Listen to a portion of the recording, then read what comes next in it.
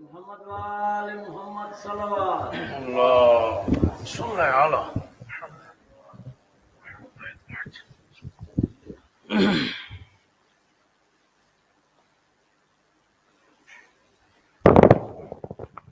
اعوذ باللہ من الشیطان اللعین الرجیم بسم اللہ الرحمن الرحیم الحمد للہ رب العالمین الصلاة والسلام علی اشرف الانبیاء والمرسلین سیدنا و نبینا و شفیع ذنوبنا ابی القاسم محمد اللہم صلی اللہ علیہ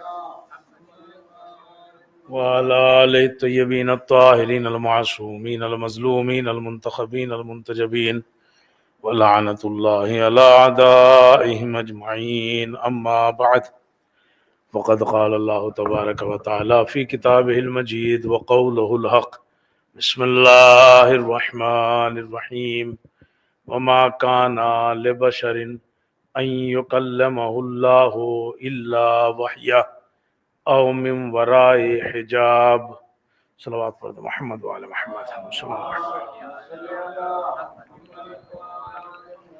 شب بعثت اور شب معراج ہے نبی اکرم صلی اللہ علیہ وآلہ وسلم۔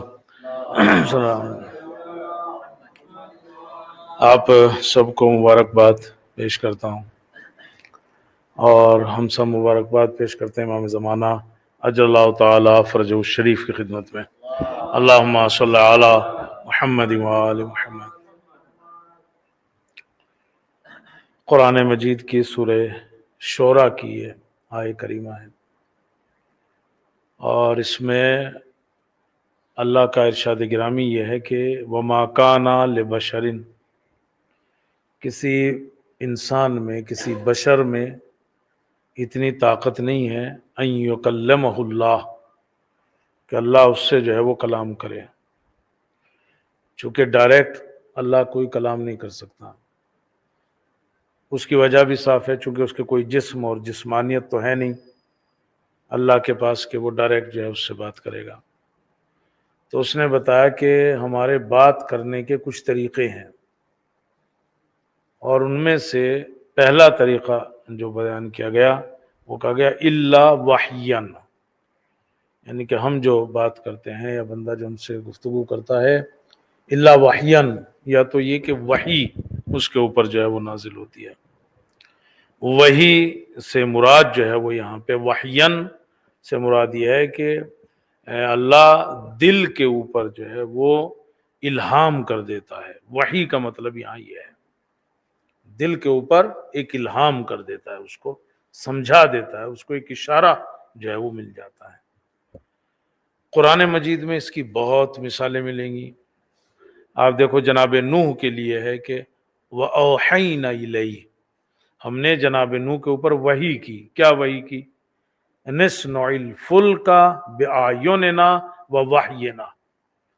وہ جب عذاب کے آنا طے ہو گیا تو اللہ نے کہا فَاصْنَعِ الْفُلْكَ وَاصْنَعِ الْفُلْكَ، کشتی بناؤ، بِأَعْيُنِنَا، یا ہماری آنکھوں کے سامنے بناؤ اور ہمارے وحی کے ذریعے سے تم جو ہے وہ کشتی بناؤ۔ یا آپ دیکھو وَأَوْحَيْنَا إِلَىٰ أُمِّ مُوسَىٰ، ہم نے مادر موسیٰ کے اوپر جو ہے وحی کی۔ تو یہ کون سی وحی تھی؟ یعنی ان کے دل میں ایک چیز جو ہے وہ ڈال دی تھی، أَنْ اقذفیہ فی الیم، کہ اس بچے کو جو ہے وہ تابوت میں رکھو اور پھر جو ہے وہ دریا کے حوالے کر دو۔ تو یہ کیا ہے؟ اللہ جو بات کرتا ہے بندوں سے اس کا پہلا طریقہ کیا ہے؟ اللہ وحیاً، وحی۔ اور وحی کا مطلب یہاں پہ یہ ہے کہ دل میں اس کے جو ہے وہ چیزوں کو جو ہے وہ ڈال دیتا ہے۔ اچھا، اس میں قرآن مجید میں بہت لفظ وحی کا استعمال ہوا ہے۔ اوحینا الی النحل، ہم نے شہد کی مکھی کے اوپر وحی کی۔ اب یہ کیا ہے شہد کی مکھی کے اوپر وحی؟ یہی والی وحی ہے، یعنی اس کو اشارہ مل جاتا ہے کہ اس کے دل میں وہ بات ڈال دیتا ہے کہ تجھے یہ جو ہے وہ انجام جو ہے وہ دینا ہے۔ تو اللہ جب بندوں سے مخاطب ہوتا ہے تو پہلا طریقہ جو ہے وہ الا وحیاً، وحی کے ذریعے سے ہوتا ہے، اور وحی کا مطلب ہوتا ہے دل میں الہام کا جو ہے وہ ڈال دینا۔ دوسرا طریقہ جو اللہ بندوں سے بات کرتا ہے، او من وراء حجاب، پردے کے پیچھے سے بات کرتا ہے۔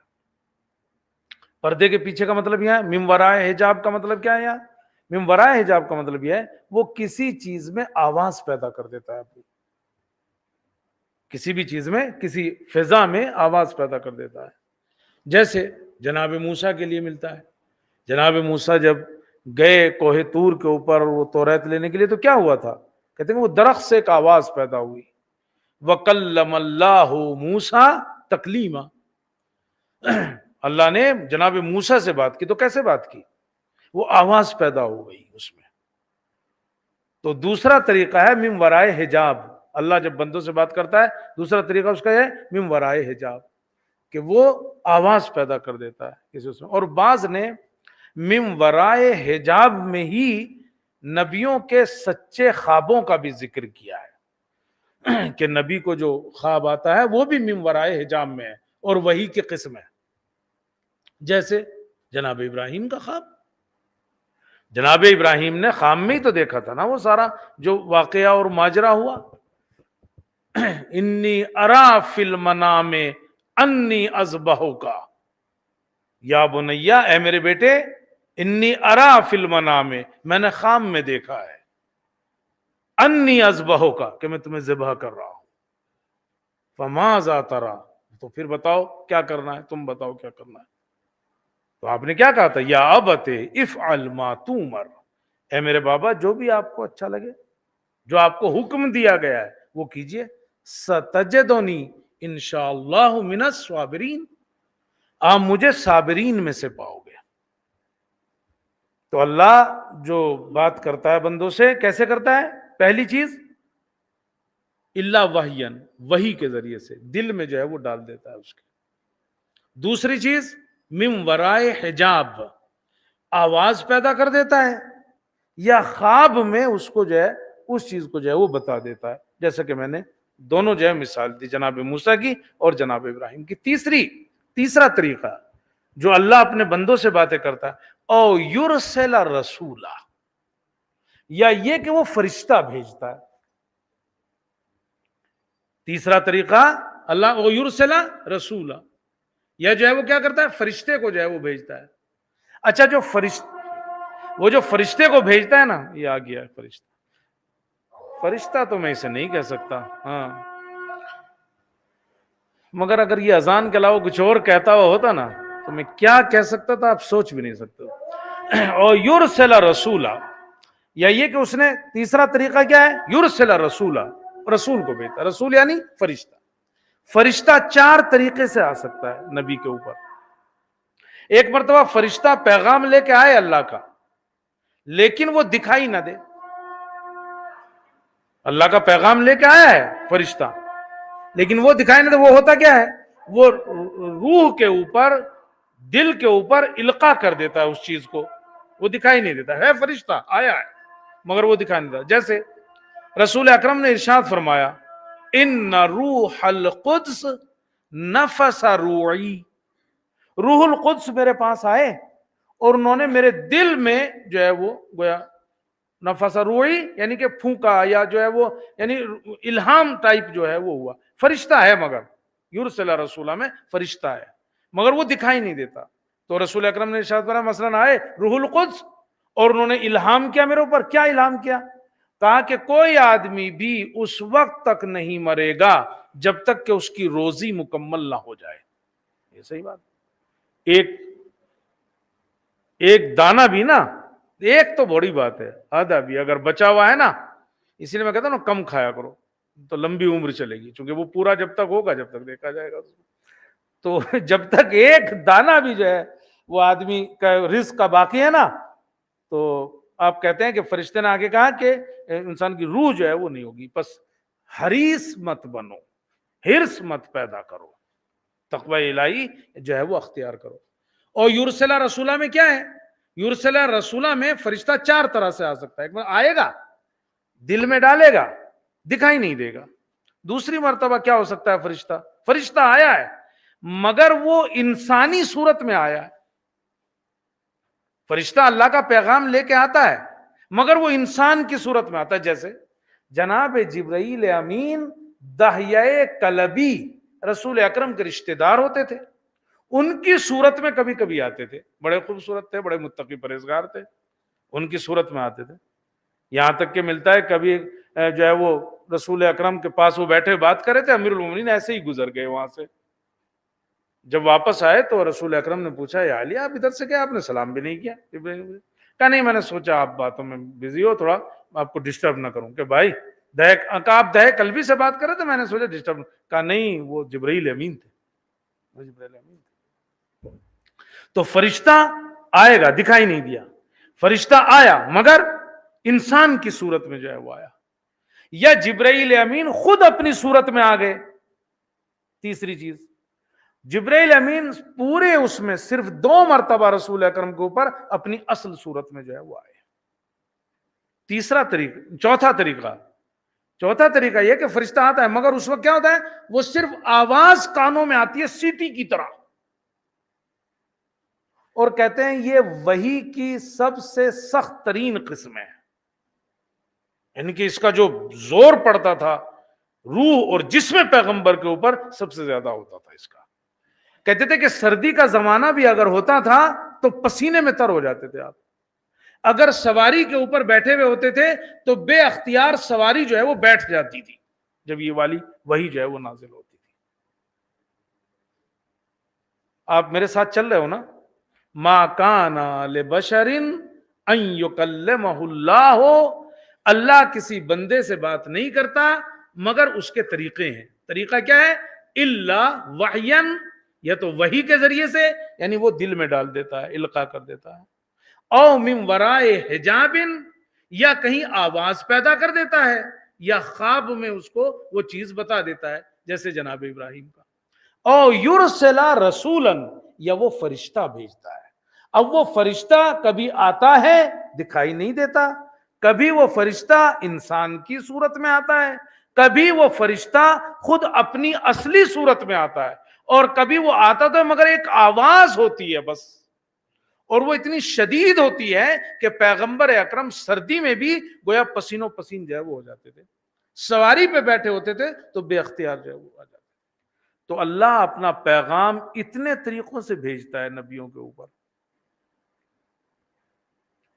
یہ جو ہمارے پاس پیغام آئے ہیں, چاہے وہ توریت کی صورت میں ہو, چاہے وہ انجیل کی صورت میں ہو, چاہے وہ زبور کی صورت میں ہو, چاہے وہ صحف ابراہیم, جتنے بھی ہوں, یہ سب طریقے اللہ نے جو ہے وہ اپنائے اس کے لیے. رسول اکرم کے اوپر جو پیغام آیا ہے آسمانی اعتبار سے, اگر رسول اکرم نہ ہوتے تو وہ پیغام کبھی ہم تک پہنچتا بھی نہ. میں جو بات کہنے جا رہا ہوں نا, ذرا اس کو تھوڑا سا پکڑنی پڑے گی آپ کو, تھوڑی سی سطح جو ہے وہ اوپر کو آ جائیے. اگر نبی نہ ہوتے نا, نبی آخر نہ ہوتے, تو کچھ پیغام ایسے تھے کہ وہ پہنچتے ہی نہ ہم تک, وہ راز رہ جاتا آسمان کے اوپر, وہ ہم تک نہ آتے. چونکہ دوسرے کسی نبی میں نہ روحی اعتبار سے اور نہ جسمانی اعتبار سے اتنی طاقت نہیں تھی کہ وہ پیغام جو ہے وہ لے لے, کسی بھی نبی میں, رسول اکرم کے علاوہ. چونکہ دوسرے نبی تو خود ان کے پاس جو کچھ تھا نا وہ تو رسول اکرم کی وجہ سے تھا. اول ما خلق اللہ نوری, رسول اکرم کہتے نا اللہ نے سب سے پہلے میرے نور کو پیدا کیا ہے. دوسرے نبیوں کے پاس جو تھا وہ تو رسول کی وجہ سے تھا. 5ویں امام کی حدیث ہے کہ اللہ نے دوسرے نبیوں کی ساری صفات رسول اکرم میں جمع کر دی تھی, یعنی ان کے پاس جو صفات تھی وہ سب رسول اکرم سے آئی ہوئی تھی, چونکہ وہی اول مخلوق تھے. ان کے اندر جو صفات تھی انہیں جمع نہیں کیا جا سکتا تھا. بس آپ میری بات پکڑ لینا, اس کے بعد میں اپنی بات کی طرف آتا ہوں.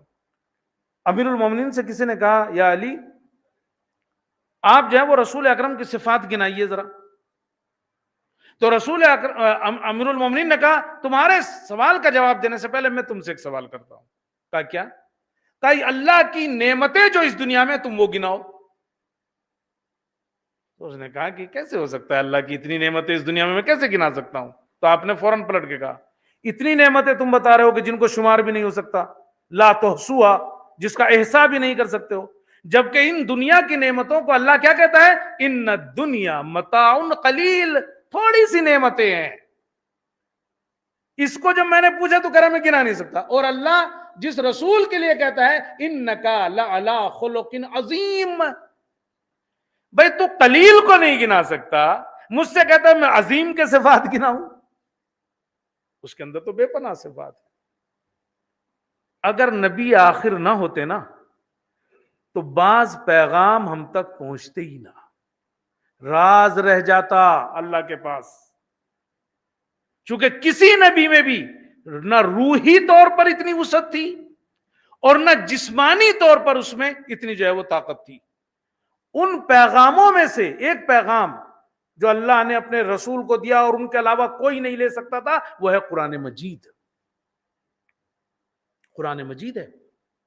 قرآن مجید جو ہے نا وہ اتنا، اس کے جو حقائق ہیں، اس کی جو اصلیت ہے، اس کی جو معنویت ہے، وہ اتنی بھاری ہے، اتنی وزنی ہے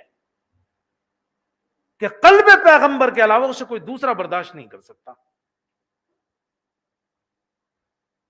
آپ کو قرآن مجید کی آیت سناؤں؟ لو انزلنا هذا القرآن على جبل،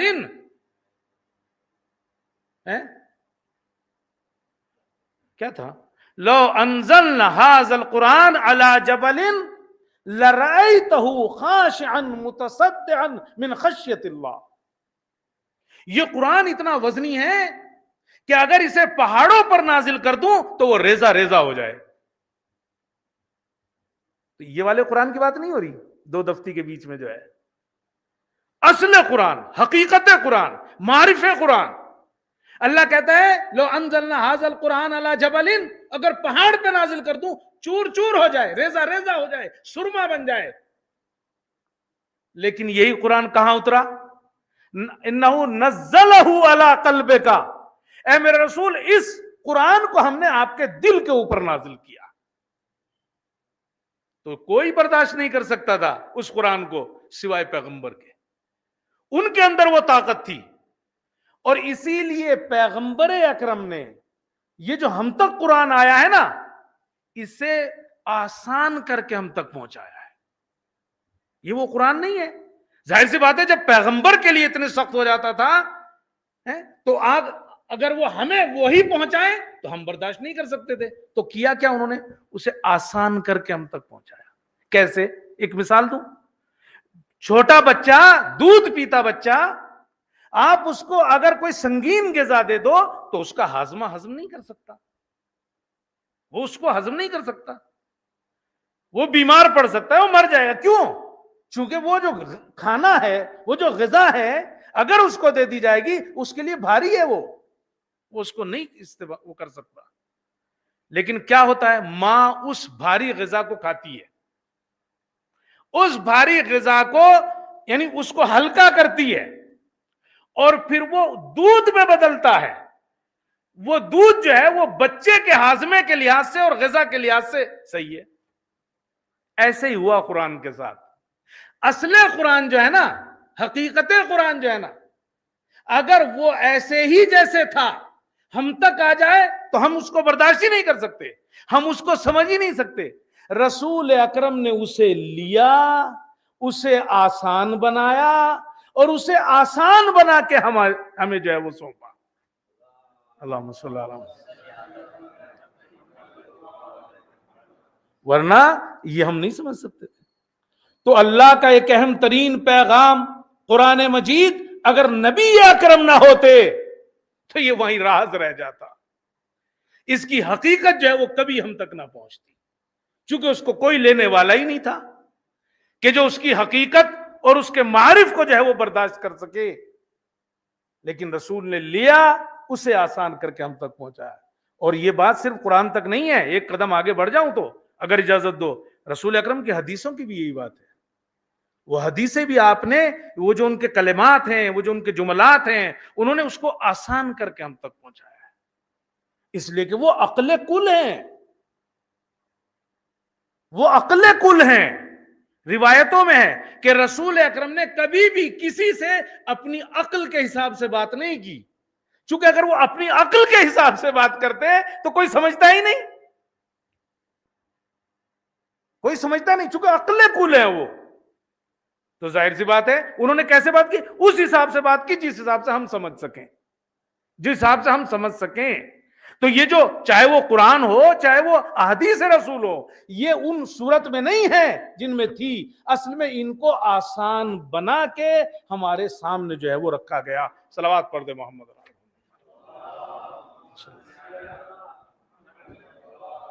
اب مجھے ایسا لگ رہا ہے میری بات سخت ہو رہی ہے، لیکن کوئی بات نہیں، مجھے آپ پہ پورا پورا بھروسہ ہے کہ آپ پکڑتے ہو باتوں کو، ایسا نہیں ہے، ورنہ میں پڑھتا بھی نہ، لیکن اس کو ذہن میں رکھنا، پھر کبھی پھیلائیں گے اس کو۔ تو ایک اہم ترین چیز جو اللہ کی طرف سے ہمیں ملی رسول کے ذریعے سے، اور جو طریقہ اس کا تھا اس کے ذریعے سے، وہ قرآن مجید ہے۔ اگر رسول نہ ہوتے نہ ملتی۔ اور اس کے علاوہ کچھ چیزیں جو ہمیں پیغمبر سے ملی وہ معراج کے ذریعے سے ملی، معراج میں ملی۔ کچھ وہ چیزیں جو رسول نے ادھر دیکھی، جو مشاہدات تھے رسول اکرم کے۔ چھٹے امام کی حدیث ہے کہ رسول اکرم کو 120 مرتبہ معراج ہوئی، 120 مرتبہ، ان میں سے صرف ایک کا ذکر جو ہے وہ قرآن مجید میں ہے، اس والی کا صرف ایک کا ذکر ہے، 120 میں سے ایک کا ذکر ہے۔ چونکہ ان کے بارے میں اختلاف ہے کہ وہ صرف روحانی تھی یا جسمانی بھی تھی، لیکن اس کے بارے میں اتفاق ہے کہ روحانی اور جسمانی دونوں تھی، کم سے کم شیعوں میں اتفاق ہے کہ یہ جو معراج ہوئی ہے یہ جسمانی بھی تھی، یعنی جسم بھی گیا تھا اور روح بھی گیا تھا۔ اور اس میں باقاعدہ وہ لفظ ہے سبحان الذی اسری بعبدہ، عبد، کہ عبد جو کہا جاتا ہے نا، عبد جو ہے وہ صرف روح کو نہیں کہا جاتا، عبد جو ہے وہ صرف جسم کو نہیں کہا جاتا، دونوں ملتے ہیں تو عبد کہا جاتا ہے۔ تو اب جو معراج پہ گئے نا رسول اکرم، صرف روح نہیں، صرف جسم نہیں، بلکہ کیا، روح اور جسم کے ساتھ جو ہے وہ معراج کے اوپر گئے۔ اور آپ جانتے ہیں کہ پھر اس کے دو حصے تھے، ایک حصہ زمین کا حصہ تھا، من المسجد الحرام الی المسجد الاقصی، اور ایک حصہ جو ہے وہ پھر مسجد اقصی سے لے کے پھر جو ہے وہ آسمانوں کی سیر تک جو ہے وہ بات جو ہے وہ پہنچی۔ اور پھر آپ نے اس میں جو ہے وہ آسمانوں کی سیر کی، ساتوں آسمانوں کی سیر کی، پھر اس کے بعد جو ہے وہ جنت و جہنم کی سیر کی، پھر اس کے بعد جو ہے وہ اس کے بعد 7 عالم ملکوت ہیں، یہ تو سب عالم ملکوت ہیں، ان سب کی سیر کی، اور پھر اس عالم وحدت میں پہنچے کہ جہاں کوئی جا ہی نہیں سکتا، کوئی گیا ہی نہیں۔ اور وہ کون سی والی؟ دنا فتدلا فکانا قاب قوسین او ادنا، یعنی ایک تیر کا فاصلہ، تیر کمان کا فاصلہ بس رہ گیا اس نزدیک، یہ سمجھانے کے لیے اتنے نزدیک گویا جو ہے وہ ہو گئے، ادنو منی ادنو منی، اتنے قریب ہوئے اس وقت۔ تو کچھ چیزیں وہاں سے ہمیں جو ہے وہ آئی۔ رسول اکرم نے اس سفر میں، ابھی آسان کر دیتا ہوں کیونکہ میرے لیے بھی سخت ہو رہا ہے، رسول اکرم نے اس سفر میں نبیوں سے ملاقات کی۔ اچھا آپ دیکھو، نبیوں میں جو ہے وہ جناب آدم سے بھی ملاقات ہوئی ہے، جناب یحییٰ سے بھی ملاقات ہوئی ہے، جناب موسیٰ سے بھی ملاقات ہوئی ہے، چوتھے آسمان پر جناب عیسیٰ سے بھی ملاقات ہوئی ہے، اس کے بعد جو ہے وہ جناب ابراہیم سے بھی جو ہے وہ ملاقات ہوئی ہے۔ تو نبیوں میں آپ نے تقریباً یہ بزرگ انبیاء جو تھے ان سے جو ہے وہ ملاقات کی ہے۔ اچھا اس کے بعد اگر آپ دیکھو، ملائکہ سے ملاقات کی آپ نے، ملائکہ سے ملاقات ہوئی ہے۔ کہتے ہیں کہ رسول اکرم جب پہنچے، اور صرف ملائکہ نہیں، سید الملائکہ یعنی کہ جو سردار ہیں ملائکہ کے، ان سب سے ملاقات ہوئی، سرداران ملائکہ سے ملاقات ہوئی ہے۔ رسول اکرم کہتے ہیں کہ ایک فرشتے کو دیکھا کہ جس کے بہت ساری انگلیاں تھیں، بہت ساری، اور صاحب جو ہے وہ یہ انگلیاں تو سمجھانے کے لیے ہے، ورنہ وہ کوئی مادہ تھوڑا ہی ہے کہ ان کے وہ سب ہوگا۔ یا جو ہم کہتے ہیں بالوں پر، وہ بالوں پر وہ یہ والے یہ نہیں ہے، وہ سمجھانے کے لیے ہے، وہ کوئی مادہ تھوڑا ہی ہے۔ ملائکہ ہوٹل جائیے تو وہ ملائکہ جو بنا رکھا وہ یوں کر رکھا اس کو، ٹھیک ہے، تو وہ کوئی مادہ تھوڑا ہی ہے۔ تو اس کا جو ہے وہ اس طرح کے، یہ سمجھانے کے لیے، چونکہ ہم اسی سے سمجھ سکتے ہیں. تو کہتے ہیں کہ رسول اکرم کہتے ہیں کہ میں نے دیکھا کہ بہت سارے اس کے تو بھائی اس کے انگلیاں ہیں، بے شمار انگلیاں ہیں. تو جبرائیل سے پوچھا یہ کون ہے بھائی؟ کہ یہ بارش کے قطروں کو گنتا ہے، بارش کے جو قطرے آتے ہیں اس کو گنتا ہے. کہتے ہیں کہ رسول اکرم گئے اس کے پاس، سلام کیا، پوچھا کہ بھائی تم بارش کے سارے قطروں کو گن لیتے ہو؟ تو اس نے پڑھ کے کہا ہاں، اور صرف قطرے ہی نہیں گنتا ہوں میں، مجھے صرف اتنا ہی نہیں معلوم ہے، مجھے بھی پتا ہے کون قطرہ جو ہے وہ پانی کے اوپر گرا ہے، تری میں گرا ہے، اور کون قطرہ جو ہے وہ خشکی کے اوپر جا کے گرا ہے. یعنی مجھے ان سب کا علم ہے. ہاں بس ایک چیز جسے میں شمار نہیں کر پاتا، کہ وہ کیا ہے؟ کہ وہ یہ ہے کہ جب کہیں چند لوگ بیٹھے ہوں اور آپ کا نام آ جائے، اور وہ جب آپ کا نام آتے ہی صلوات جو پڑھتے ہیں نا، تو اس کا ثواب جو اللہ کی طرف سے ملتا ہے میں اسے نہیں شمار کر پاتا.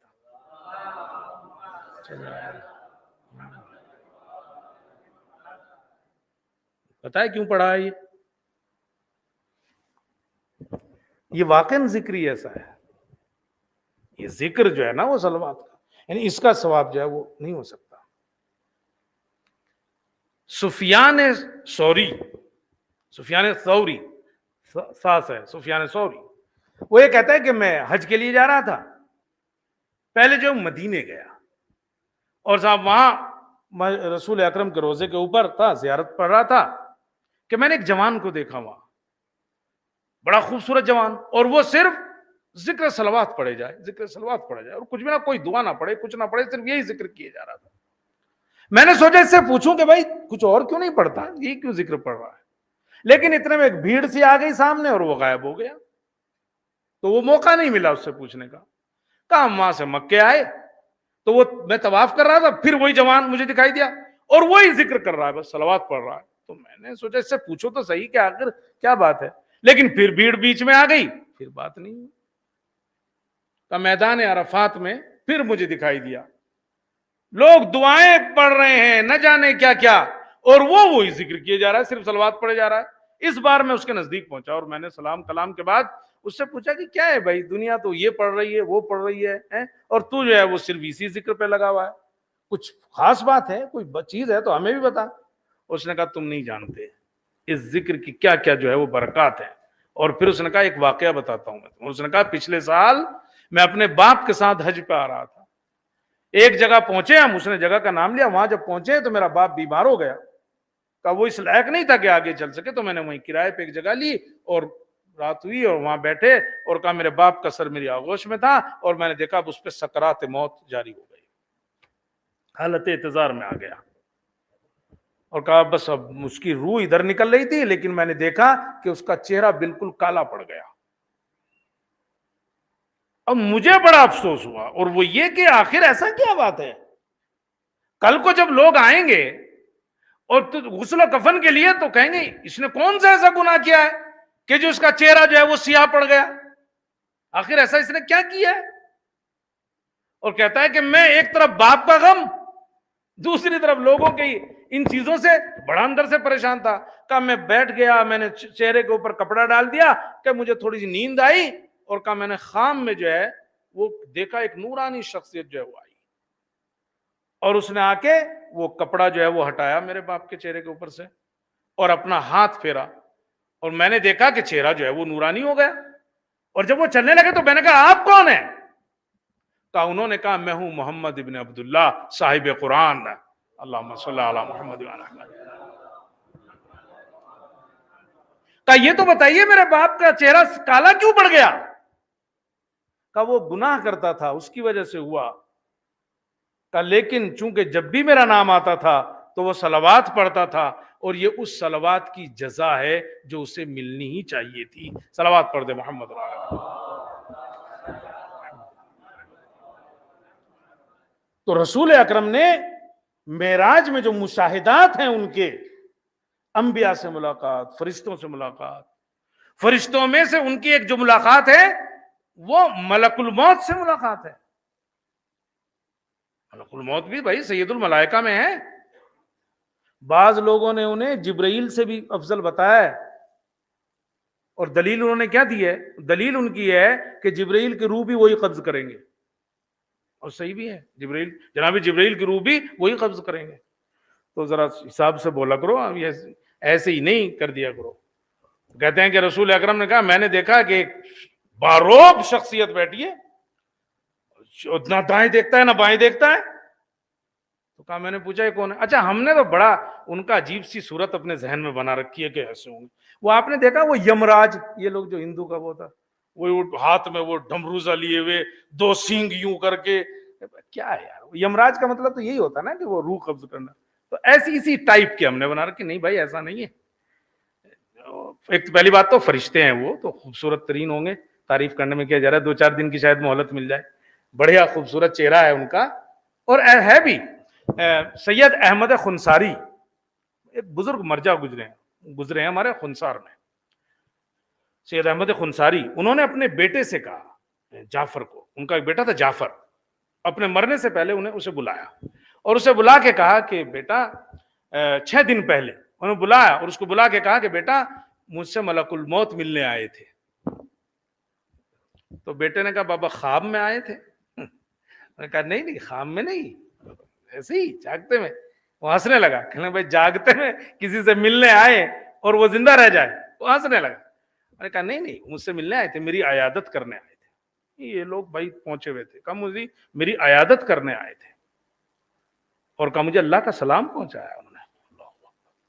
اور کہتے ہیں کہ وہ مجھ سے 6 قدم جو ہے وہ میری طرف 6 قدم بڑھے اور کہا مجھے اس سے اندازہ ہو گیا ہے کہ میں اب 6 دن سے زیادہ نہیں رہوں گا. اور یہی ہوا، 6 دن سے زیادہ نہیں رہے.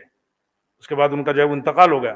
لیکن انہوں نے اس میں ایک جملہ کہا، انہوں نے کہا تم جانتے ہو وہ اتنے خوبصورت ہیں کہ انہیں انسان جو ہے ان کے چہرے سے اپنی نظریں جو ہے وہ ملا بھی نہیں سکتا. کہا اتنے خوبصورت ہیں. تو وہ چھوڑ دو بھائی، وہ سینگ والا اور وہ ڈمرو والا اور وہ اس پہ گائے پہ بیٹھے والا، وہ چکر نہیں ہے ان کا. تو رسول اکرم نے انہیں دیکھا کہ صاحب جو ہے وہ نہ دائیں دیکھتے ہیں نہ بائیں دیکھتے ہیں، وہ بیٹھے ہوئے. کہا بھائی یہ کون ہے؟ کہا یہ ملک الموت ہے. وہ گئے ان کے پاس رسول اکرم، اور رسول اکرم نے کہا یار تم اتنا سب ایک لمحے میں ایک لہجے میں اتنے سب جگہ روح سب قبض کرتے ہو؟ کہا تو کسی کو مشرق میں کسی کو مغرب میں سب کی روح. کہا کیسے؟ ایک مشرق میں ایک مغرب میں. تو انہوں نے بڑا پیارا جواب دیا اور کہا کہ دیکھو میرے سامنے دنیا ایسے ہی ہے جیسے تمہارے ہتھیلی کے اوپر کوئی سکہ رکھا ہوا ہو. تو تمہیں اس سکے کے اوپر کیا ہے؟ ہر جگہ پورا اشراف ہے اس کے اوپر. ہر جگہ تمہارے اس سکے کے اوپر جو ہے وہ تمہاری اس کے اوپر نظر ہے، چاہے کہیں بھی ہو. کہا اسی طرح یہ دنیا جو ہے وہ میرے سامنے ہے، وہ چاہے وہ اس کے مشرق ہو چاہے وہ اس کا مغرب ہو. اللہ نے مجھے اس پوری دنیا کے اوپر وہ اشراف جو ہے وہ دیا ہے، لہٰذا جس کا وقت آتا ہے میں اس کی روح کو جو ہے وہ قبض کر لیتا ہوں. صلوات پڑھ دے محمد اور آل محمد پر.